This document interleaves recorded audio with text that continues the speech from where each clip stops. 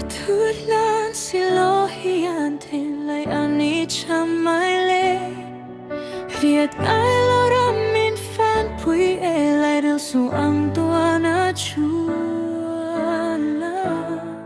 Chutin do ai sam katinung la Zuna uai kalonie Min kalsalo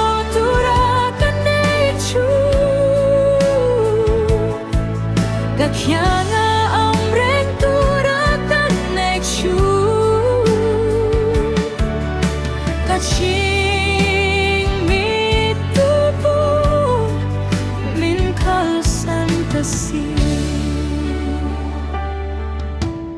Fan loram fangin kazam kalay rel fan tuchu Lua lo sunan lua lay ka uye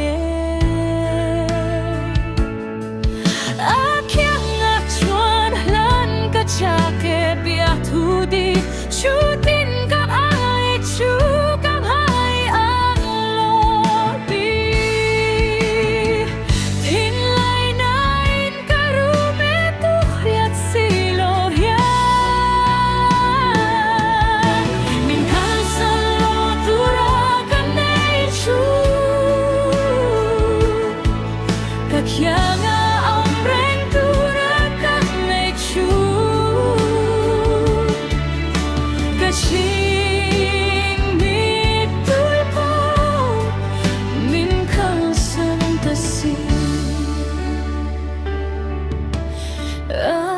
Nena hey kalhiril kachake Biatu samzang itanti Chung si arzat kabiatu itantin Maksisirwa yang aling rerun rem lukarung hongke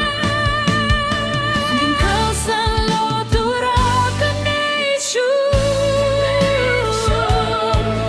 Kakyanga anrang turakan nei chu Kashing mituy po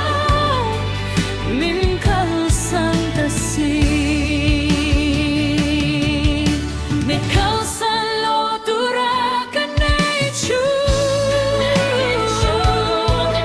Kakyanga amrang turakan nei chu Kaching mituy po min kalsan tasi Kaching mituy po min kalsan